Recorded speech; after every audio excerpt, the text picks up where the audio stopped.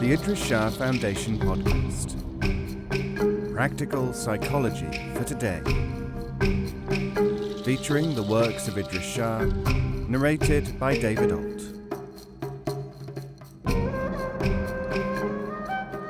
Welcome to the Idries Shah Foundation podcast. On this edition of the podcast, we will hear selections from Knowing How to Know by Idries Shah. Inclusion and Exclusion, a prologue. We are all interested in spiritual, psychological, and social questions, and particularly in our personal problems. But in order to understand how we should learn, what we must know, we must have information. The first important principle which we must understand is that there are two preeminent concepts. One is inclusion, and the other is exclusion. Now this is extremely important, what we include in our studies and what we exclude from our studies. Although this concept is not instantly familiar in this form to most people, they can usually understand that it is necessary. However, they have often made certain mistakes. These mistakes have been made by people who are studying higher things, and also by the culture in general. The mistakes arise from not understanding or not emphasizing correctly what is inclusion and what is exclusion. And although that error is not hard to correct, it has great consequences. Therefore, we must clear it away right at the beginning. We start simply by giving some definitions of this problem. I will first give you an example of how people ordinarily imagine inclusion and exclusion is carried out. Religionists, notice that I do not say spiritual people, for example, attempt to avoid things which are unpleasant, undesirable, and which are not permitted by their religion. This is exclusion. I will exclude myself from the world. I will exclude myself from contact with bad people. I will exclude myself from the study of things which are not religious. This is familiar, traditional exclusion. When you are among this kind of religious people, you will find that you are forbidden to study certain things, or to go to certain places, or to carry out certain activities, even to think certain things. That is exclusion. Therefore, for example, if you are a good monotheist, you are expected not to go into an idol temple and ring their bells. You must exclude that form of ritual, and you must include your own form instead. Even in the case of idol temples, where I have seen statues of the Virgin Mary and Father Christmas included, on making enquiries I have been told that the priests of this temple, while very permissive about images, would not permit, say, the removal of idols. So this is exclusion. This is not a strange concept to any of us, no matter what our culture is. It is standard procedure in all countries to include in this way and exclude in that. Yet people do not think of it in these terms. If we go back to the origin of the reason for inclusion and exclusion, we find that the problem arises where there was in the past a different definition of an enterprise from the one which we understand today. In other words, the activity has changed because the definition has changed. We must, therefore, go back to an earlier stage in order to understand how we can best employ exclusion and inclusion in our studies. When we do this, we immediately face a problem. The problem is that those people who have become accustomed to including and excluding in a mechanical way will imagine that we are against them, or that we are opposing them. This is not our intention, however. We are fortunate in some respects to be operating in the present-day world, the actual world. I would like to draw your attention to our good fortune. Thus, when I talk about exclusion and inclusion, I am able to refer you to the modern methods of studying any subject. The difference is that I am trying to introduce into this type of study the very ancient methods which have been lost, the method of specialization. Specialization is a modern phenomenon, but it is also a very ancient one. It had for long been lost. We are trying to specialize. As a small example, we can say that if we want to study something, we must exclude. If, for instance, we want to study Spanish, we must exclude French, and we must include Spanish. If we want to talk in this room, we must exclude the children and the noise, and we must include the walls of the room and the language in which we are speaking. These are part of the necessities of the situation. This is, in fact, a specialization. We are narrowing down in order to see more clearly. There is another method, however, still very well established in the mind of modern man.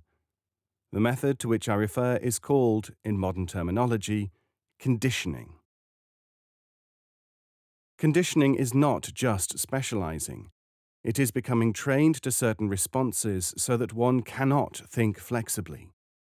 We see the faults and the problems produced by this in political, religious, and social life everywhere in the world today. People become obsessed. An idea gets into their heads, and as a result, they become less capable, less, not more, able to learn. They are capable only of acting and feeling, emotions and intellect, and they are not capable of learning deeper knowledge. We can help to restore to people the flexibility of specialization and changing of focus. This is quite a different method of study from that which is familiar to most people today. In the modern world, we are in a paradoxical situation, because although in theory man knows that he can extend his attention to something and then remove it, he very often does not do so. In many areas, he does not look at something and then detach from it and look at something else. Once he has found something to interest himself in, he cannot detach himself from it efficiently, and therefore he cannot be objective. Note that, in most if not all languages, we have words like objectivity, which leads people to imagine that they have it or can easily use it. That is equivalent, in reality if not in theory, to saying, I know the word gold, so I am rich.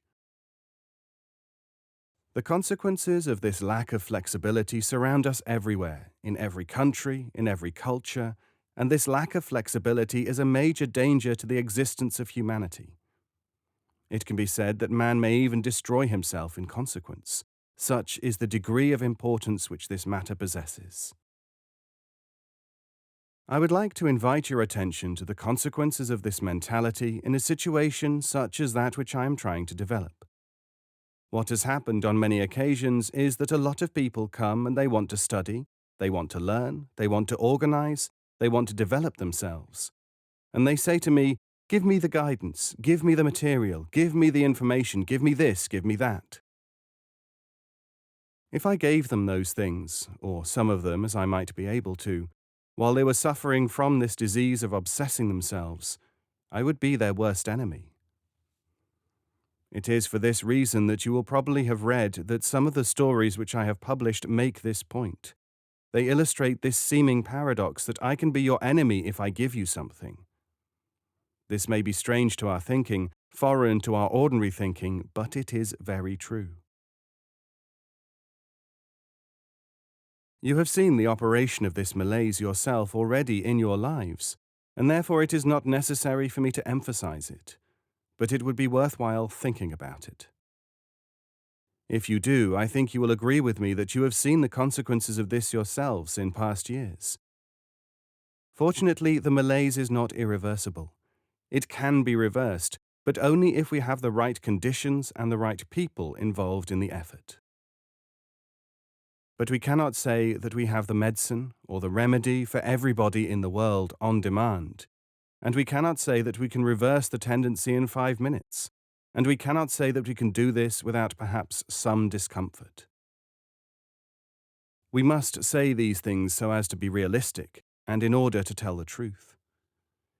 We are not dealing in promises and imagination, we are operating an enterprise. Although it is not romantic to talk in this way, and most people demand as their price for giving attention some degree of romanticism and imagination, we are interested in the results and let other people be interested in fantasies. There are plenty of people who are emotionally minded, We must be serious. And we must also remember that many people are effectively asleep, dreaming romantic dreams. These people will always oppose this approach, dislike it, as they always have. And undoubtedly, we are spoiling their amusement or interrupting their dream. They will not, however, realize that this is their condition, and they will therefore oppose these ideas, as always, on other grounds. This helps the cause of sleep, and therefore it is important for us to remain calm and to recognize the disease. When a person has a disease, you do not attack him, but neither do you worry about all that he is saying. If a man is in pain or is in a fantasy world, you do not love him nor do you hate him for that. You do not take very great notice or pay unbalanced attention to what a certain kind of sick person is saying or doing, because he is not capable of understanding you, and therefore you are in a false position if you react emotionally or even intellectually to his behavior. It is very important to remember that. Remain calm above all. Therefore, you will see that charity and kindness towards other people is not a virtue, it is a necessity of the situation. It comes from a true diagnosis of the reality, and not directly from a high spiritual source at all. Charity and kindness is not a high quality, it is a realistic quality, and a necessary one. It stems from duty, sympathy, and measure. I invite your attention to the historical situation in which a teacher is dealing with a primitive people who have no sense of the situation and no diagnostic capacities. This teacher must appeal to them to be charitable and to try to be objective. He must initially appeal to them emotionally. He may represent charity as a virtue to them because they do not understand anything else. But this is a primitive stage before the development of understanding. You do not need to be emotionally charitable towards a diseased person, a sick person, if you are a doctor. If you can see he is ill, you don't need to say, "It is for the sake of God that I am being kind to him." It is for the sake of man that you are being kind to him. It is for the sake of the necessity that you are being kind to him. If a man is suffering from pain and he attacks you because he has got this terrible pain, you do not say, "I will not hit back because I am a religious man." You say, "I am a doctor. I know what's wrong with him. My emotions are not involved and I must, from duty, try to help him." You have here gone one stage beyond the primitive, and this is a very important argument, because most of the people in this world are still being taught as if they were primitive people. They are being told, "Be charitable, be understanding, it is divine." They are thus being treated as if they were primitive savages, regressed even to an earlier stage than they were before. But they're not so primitive anymore. Their supposed mentors are in fact treating them with something like contempt. As a result, they are easily confused. Because they are really capable of understanding this sleep, this narcoleptic malaise, they should be told about it on that level. This is the shortcoming of certain forms of allegedly spiritual instruction, which continue to treat people as if they were primitive tribalists living 1, 2, or more thousand years ago. And it is because the audience does not correspond in its cultural level with those who are teaching it that very little progress can be made. As an example, I will tell you quite plainly that you will find, in certain forms of supposedly spiritual teachings, the audience are given promises and treated to threats. They are told, "If you do this, it will be good for you. If you do that, it will be bad for you." And they are alternately frightened and promised wonderful things. Now, this is the most primitive way of dealing with human beings, and it can indeed be necessary with a primitive community. It is not necessary for all members of all the communities of today. This is not to say that there is not a place for threat or promise, but only a place, and a specific one at that. It is for this reason that a very famous woman, Rabia, one of the saints of our tradition, has left us a very beautiful prayer. She said, "O God, if I worship you from fear of hell, then put me in hell. And if I worship you from desire for paradise, exclude me from paradise." This is what that prayer means, that she is not doing something to please or displease God. She is doing it for another reason, because she understands something. This is a very important principle, and it brings us to a higher level than the generally familiar, primitive version of religion. So you will see that if we are dealing with a primitive individual or community, we may well use threat and promise. But where we are dealing with a more advanced community, if we use these methods of fear and hope too strongly, we will actually regress the person to a more primitive condition, even if he or she has already passed that stage. We will not only be doing such a person no good, we will be doing damage to a person who is now trained to respond mainly to fear and hope. This fact has been known, of course, for many thousands of years, and has been taught for as long a period of time. But there have always been large populations of the world which have been at some time ignorant of it.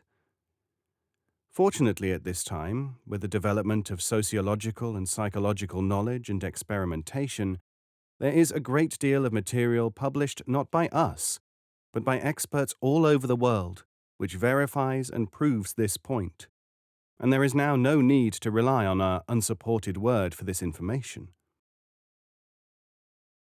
We are able to direct your attention to the scientific work which has been done in this field. This is a very great advantage which we have, which we would not have had even 100 years ago, because the research material was not then available.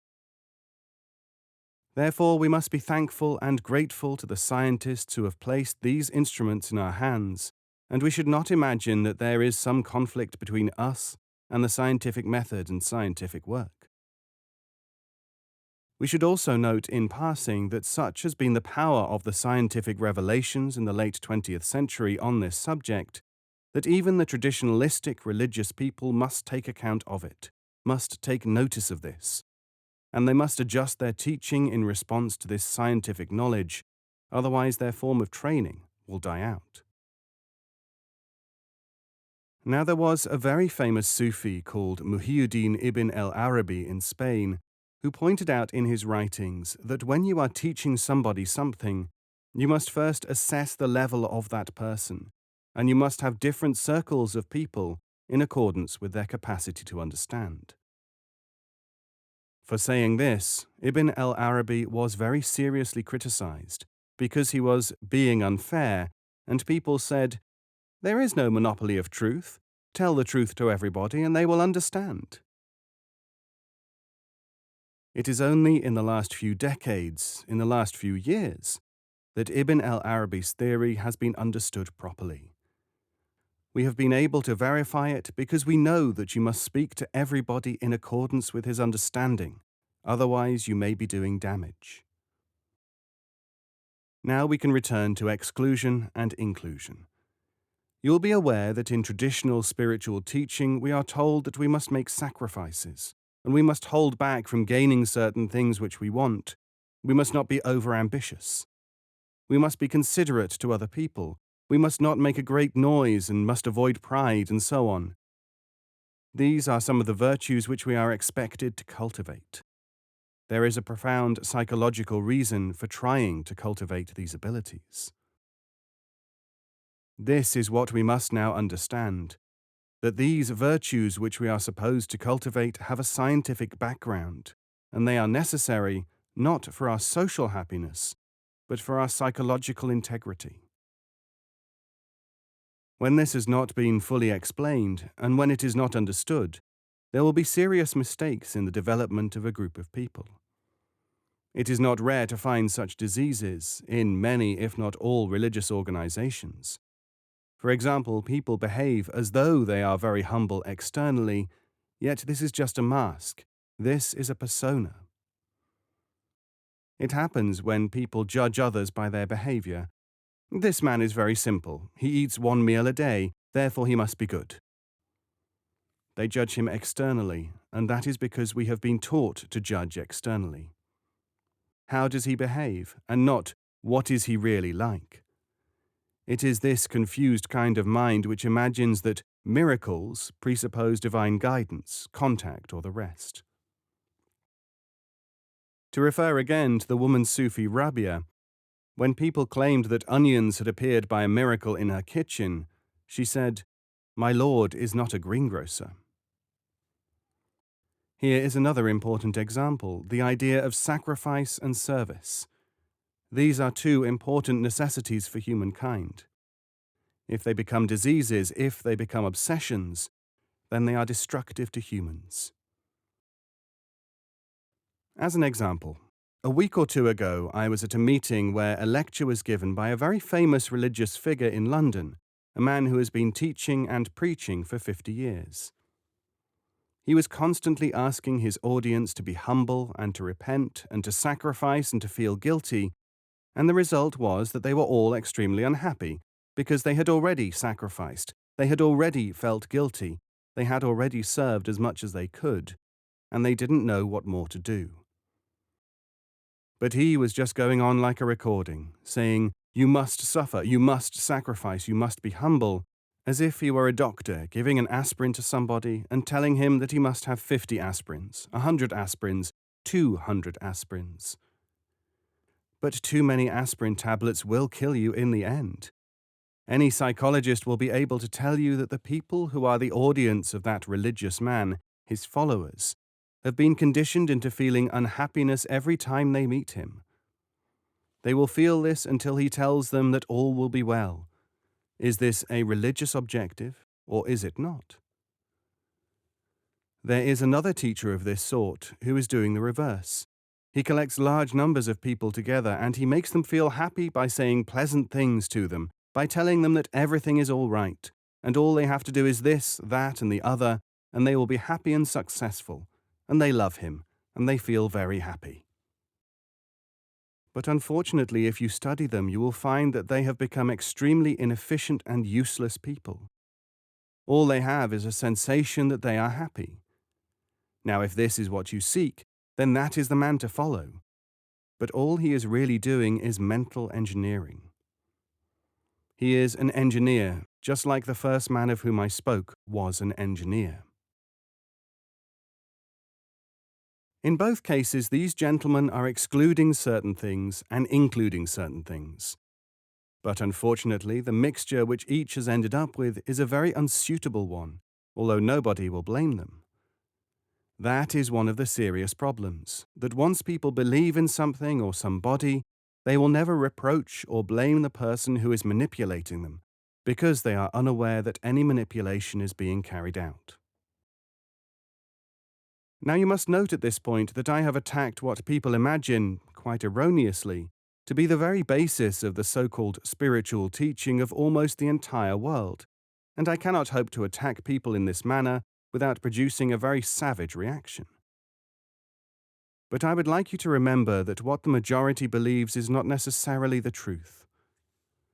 This brings us to the point that is not only a question of inclusion and exclusion, but it is, what are we including and what are we excluding? We must be specific as to what things it is necessary to exclude.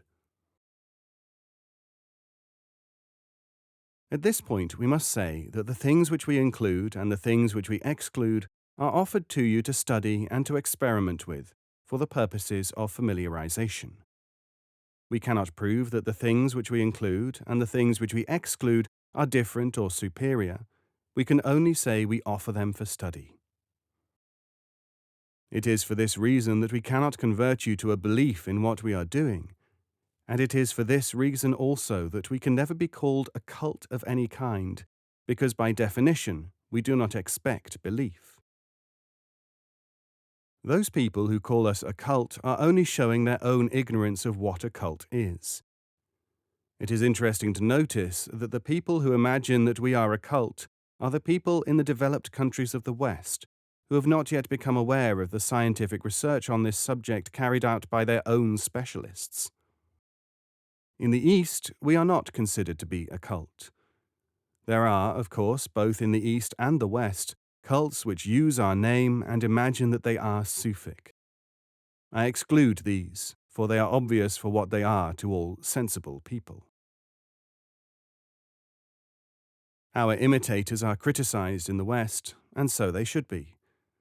We suffer from this disability, that what we are doing is so unfamiliar to this culture, which has not yet reached a knowledge of its own discoveries, that we are at a disadvantage still. As a matter of interest, I will illustrate this. I have here a list of more than 20 international authorities in literature, philosophy, science, and so on. All these authorities, some of whom are professors and some of whom are heads of departments in universities, and some of whom are respected individuals of the greatest importance in their own countries, all these people are writing chapters for a book on Sufism. There are cabinet ministers, ambassadors, ministers. Some are millionaires, some are commercial people. All of them are what is called in English household names. Everybody knows them as people of great achievement, greatly respected and of great caliber and importance. These people are all familiar with and know a great deal about the history and development and value of Sufism.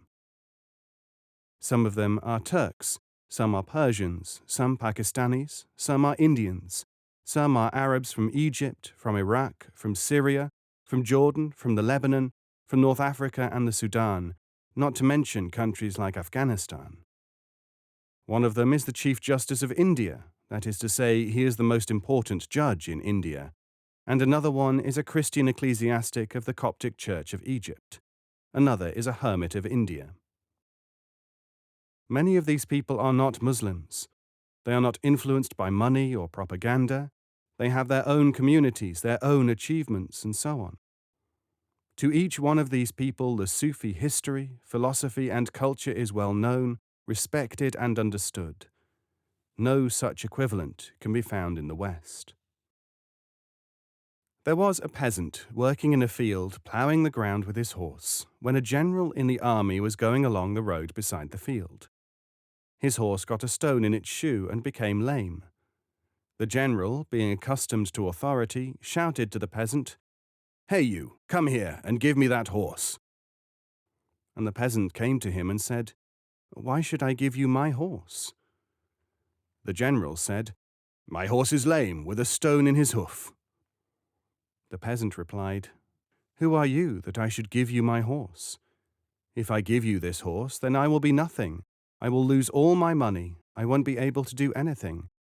I'm not going to give you my horse. My horse is my life." And the general said, "I am a general, don't you understand?" The peasant said, "What is a general?" "A man in the army." Said the peasant, "Ah, now I don't know what a general is, but I know that when I was in the army, the sergeant was my chief, and if the sergeant told me to give him my horse, I would give him the horse. But I don't know who or what you are, because I have never heard of your kind of people. If you want my horse, you go and get the sergeant, because I know whom to obey. I know that the man above me is the sergeant, but a general, God knows what a general is." The obvious application of this story is that a man cannot see anything much higher. He can only see 1 degree higher, and if he is just a peasant, a sergeant is like God to him. That is perfectly true, but it is the crude moral. The interpretation I want to give you here is one of structure, that the man, the peasant, is working in a certain structure. The story is supposedly about hierarchy, but in fact it is concerned with structure. The peasant has been in the army, so he has got 2 structures. One is the horse in the field. If he loses that horse, he may die or become penniless. The other structure is when the general mentions the army. He immediately understands the structure up to sergeant, and that is perfectly right for him, that he should work in that structure. So it is structure I am talking about, structure and not hierarchy. The man received orders from somebody in the structure, and that was what he understood. It is not sufficient for us to produce a structure in which to learn, and then to abandon that structure and allow the people to continue studying in that structure for the rest of their lives. This would simply automatize them.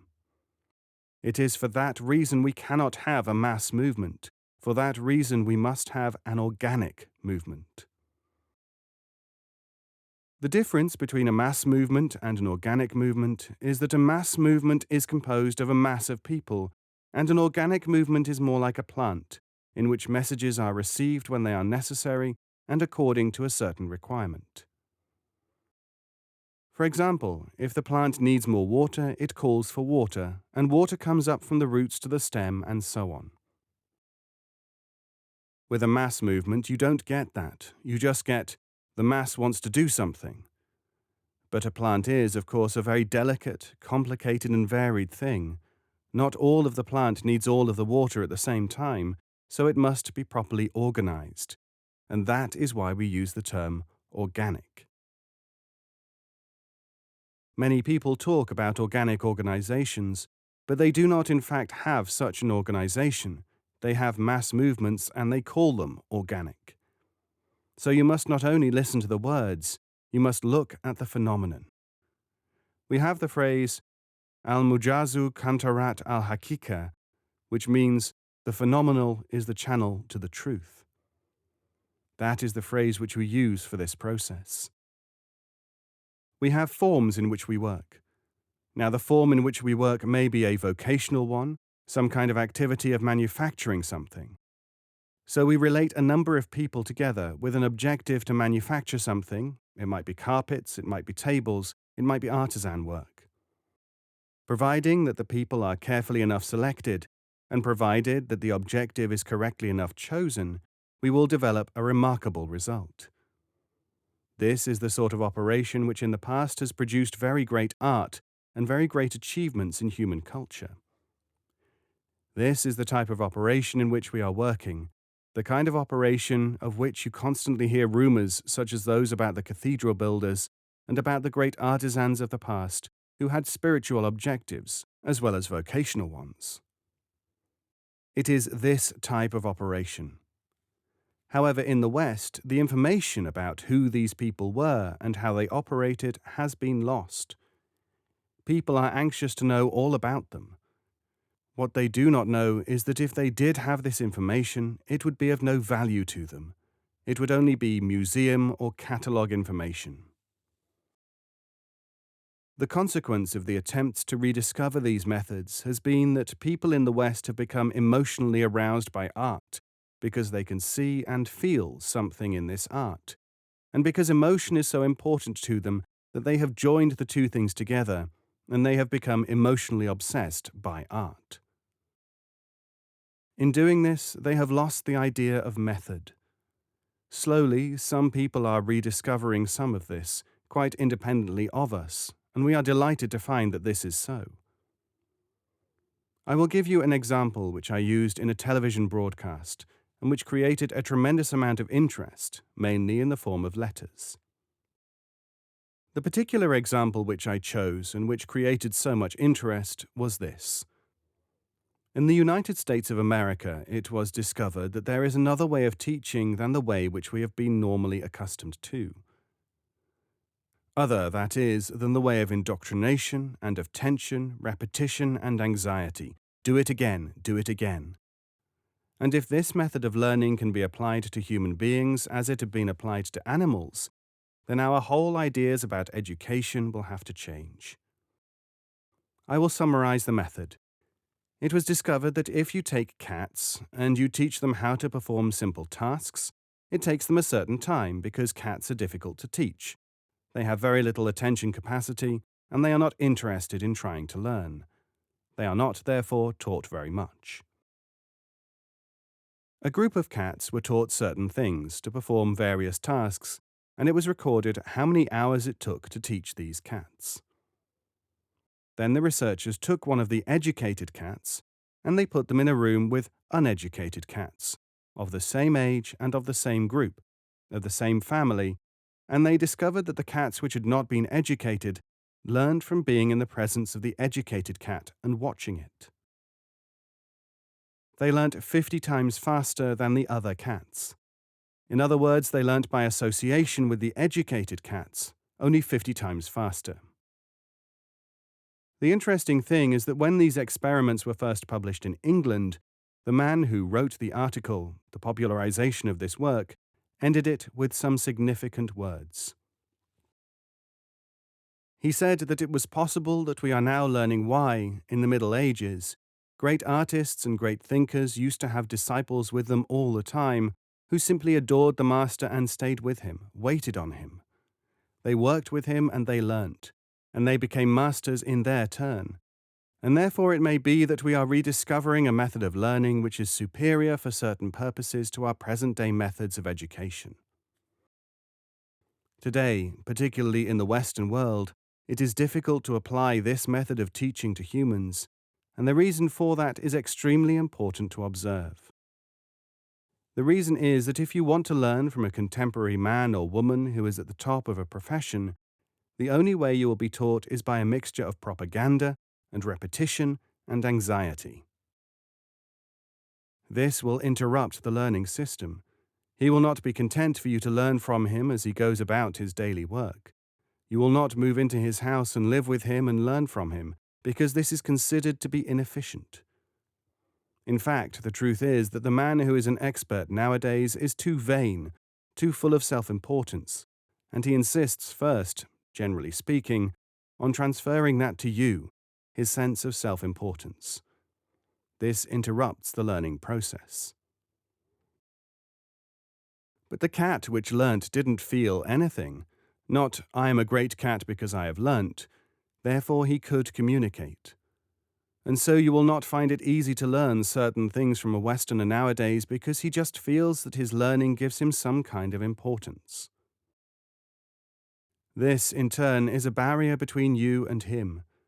And now you see the wisdom of the people in the past who taught us all, you and me, that we should have humility towards our teacher, because this means that you are open to whatever he or she can teach.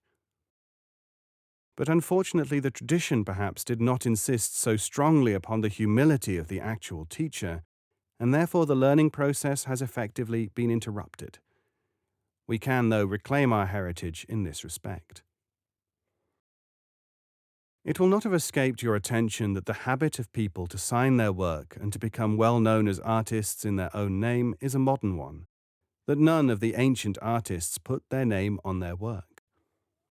And the names of the people who produced the great objects of art of the past are totally unknown. On a visit to India, I seized the opportunity to talk to one or two spiritual teachers there. When I went to see one of them, a very important one, I was sitting with him when an American gentleman who had made great sacrifices to come there was announced. He said to this guru, as he is called, "Tell me, what is a guru? How can I recognize a guru? Who is the greatest guru in the world?" That is all he wanted to know.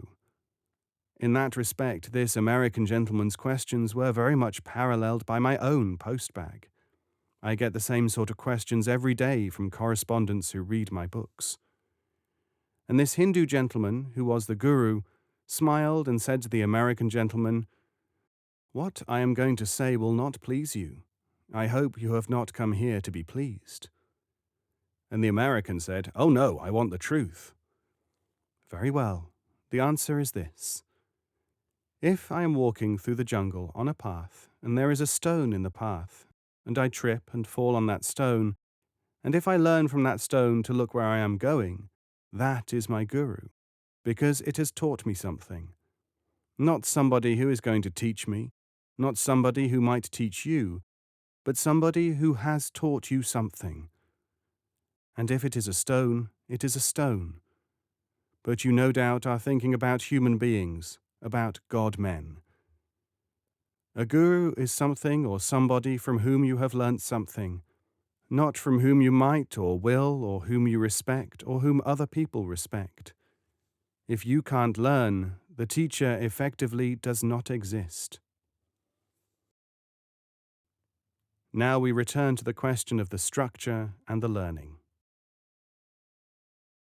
There are real Sufic study centers in many, if not most, areas of the world. They exist wherever they are needed and have done so for many centuries. These are organized deliberately. That is to say, we don't use a Western system. Western and other primitive systems collect together people who are interested in a certain subject. It is then assumed that they are eligible and that they can learn. It is also imagined that someone who wants to do so, or who has been chosen by heaven knows what process, will be able to teach them. Or even that, given enough effort or orientation, learning will come about. To us, that is an intolerably Oriental mentality. We regard this as Oriental nonsense because you are impractical in this particular area. In this particular field, you are not only impractical, but you imagine that you must not be practical, that this is not a practical area. And when I start to talk about practical things, you think that this is not spirituality, this is something else. We find it difficult to work with such people. Naturally, the representatives of such thinking who come to Asia to study spiritual things are unsuitable to learn or to teach. Call it a paradox. It is a fact. In other words, they go and look for the people who look like gurus to them. We don't generally tell them because they don't listen. In fact, I've tried to tell people, but many don't listen. Here is a very important point that you must remember. The people who advertise themselves and the people who have great visibility, people who make a lot of noise and people who are known to be great spiritual teachers or the like, such people who monopolize the communications media, the TV, the radio, the newspapers, they all have active, loud-mouthed disciples, which gives the impression that this is the spirituality of the East, because there are thousands of them going about. If you go to places in India, for example, you will find thousands of Americans and English people and Indians. In fact, you may even find millions of Indians, because in India you can easily collect a crowd of 1 million people. And everybody imagines that this must be a great spiritual teacher because he has got 1 million people listening to him at one time. But I must beg of you to note two things. One is that quantity is not the same as quality. Visibility is not the same as quality. And although I am saying this here, you must remember that if I say this in public, 10,000 important and respected people in England will shout me down and say that I am a liar and I am wrong and that it isn't true and that I hate them because they're obsessed and I am taking away their toys, their amusements. But I am afraid it is the truth nevertheless. It revolves just the same, as Galileo's famous saying has it. But we continue to operate nevertheless. Now you will probably understand some of the reasons why we cannot go into competition with these people in the mass communications media or in forming a mass movement. Now we will revert to this question of working format, of structures. We find it difficult to convince people in the West that generally we can work only with people who have been chosen as suitable for this work, not people who want to do it, even if they want to give up all their money and all their loyalty and everything. Suppose some people are not suitable, especially at any given moment. What are we going to do with them? I must remind you here that when we demand the right to choose the student, we are doing exactly the same as you are doing. In your own educational institutions, nobody has a right to study an advanced subject if they are illiterate. You choose a student according to capacities and previous education. We insist on the same right. But do you see how far you have strayed from the path of your civilization, your culture, and your traditions in permitting the collection of people without any sort of preparation, without any sort of testing as to their capacity in these extraordinary groups? Now there is a delicate point here. You may believe that in a democratic society everybody should have a chance to get some of what there is to obtain.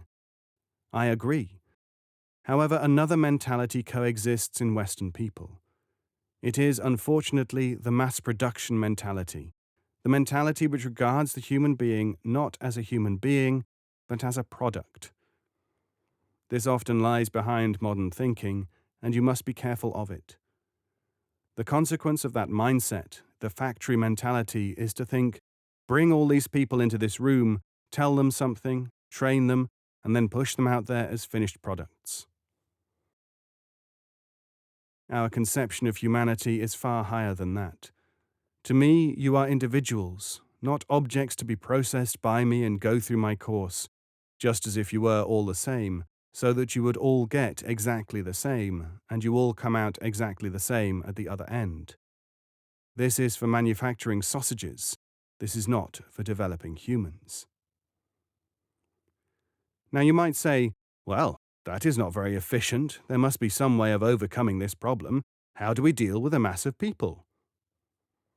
And I have good news for you, because I can tell you we have developed means to overcome this problem.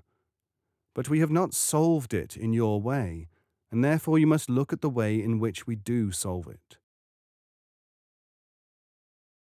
Our solutions are not the same as your theoretical solutions would have been. They are determined by possibilities, not fantasies. In the first place, we know that when a group of people becomes too large, it must be subdivided in order to maintain the organic nature of the group or the movement of people. This is not a strange conception to you. You can understand it, and you can see its advantages. And in order to work with a large number of people at one time, it has been necessary to overcome the evils, the drawbacks, the disadvantages which exist when you concentrate all the people in a geographical area, which is the Western method. Consequently, we have a different communication system. In talking about this special communication system, we must be careful not to become excited or emotionally involved with it, because this will interrupt it. It is in two parts. The first part is that we give a task or an assignment or an activity to a group of people, and we ask them to follow that activity until we ask them to stop it.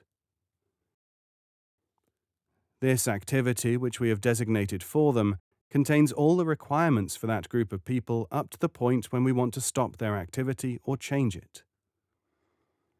This is the first thing, the work. The elements are contained in the ambience, in the activity. That is the first communication. The atmosphere in which they work is communicating with them through the objects with which they are working. In other words, the situation in which we put the people contain the elements, or half the elements, which they need. It is just the same as if we sent you on a journey somewhere and we gave you some food and that food was sufficient for that journey. This is the first communication element. The second communication element is that when the group is operating correctly in accordance with the requirements and in the proper balance without too much emotion and without too much intellectuality, there is a direct communication among all the people connected with this work, and that communication is telepathic. Now the problem is this, that in general most people in study groups do not want to study, they want attention. And they want to go and see some guru, or they want to be told something fantastic, or they want to feel something in their stomach. Therefore, they are not learning at all. They are a sociological phenomenon, and therefore they cannot learn. Therefore, they want to learn desperately, and therefore nothing will happen. It is a vicious circle. We are dealing with a sociological phenomenon in such instances, and not with a spiritual or a learning one at all. You will have observed in the groups in which you have worked, all kinds of groups, that there are a lot of people who want to attract attention to themselves, or want to make trouble, or want psychotherapy, or want money, or want comfort, or want parents or something from the group. Now we say that you can obtain all these things in the ordinary world much better, much more easily, and much more satisfactorily, and therefore we always encourage everybody to have proper friends, proper social relationships, and proper outlets all their lives, so that they do not come to depend on us for those things. And the reason for that is that otherwise you will convert your study group into a social organization, and its objectives will be lost. Its objectives will become social. This is what has happened to spiritual groupings all over the world. It always happens. We must try to prevent it. Now, there is not an infinite variety of people, nor is there an infinite variety of groups. They fall into various categories. The number of types of people and the number of types of group are limited, so this helps us because if they were infinite, we would not be able to work with them.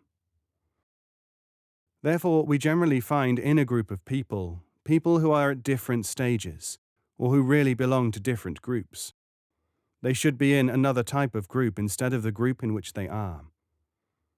Now, our concern is that the majority of people in a group should be suitable for that group. Some of them will not be suitable, but it doesn't matter as long as the majority is suitable for that group of people. So what happens in actual fact is that people form groups, and many of these groups have no hope of developing into anything at all. But the members of the group will not accept that, because it is too uncomfortable for them to accept it.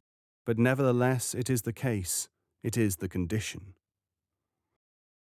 Fortunately, groups which have not got the stability potential, which have not got the potential of stabilizing themselves, generally break up relatively soon, relatively early, or we help them to break up if we can. There are many easy ways of helping these groups to deteriorate, and one uses those methods. For example, when we get letters from these people which reveal that they are seeking emotional excitement, or they ask questions which show us that they are merely looking for a social stabilization, we send them the kind of direction which will cause the group to dissolve through dissatisfaction. In an exactly similar manner, when somebody comes to me looking for a guru, I always talk like a materialist who is not interested in humanity, and I behave in a very frivolous manner. I tell jokes, and my visitor soon decides that I am not a serious person and goes away painlessly. The verdict: this man is no good at all. Thank God I didn't get into his hands. And therefore we are all happy. This is rather an Oriental technique, because in the West people do not like to lose their gravity, they do not like to lose their sense of dignity, and therefore they have deprived themselves of this weapon. They have thrown away this tool.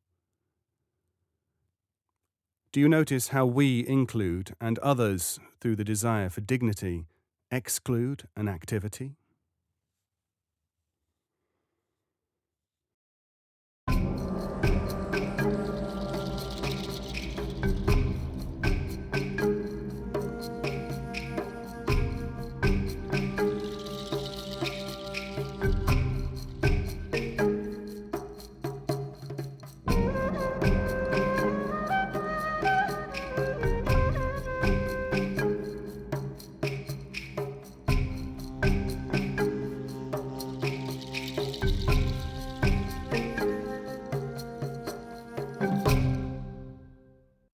This audio is made available by the Idries Shah Foundation and is copyright 2019.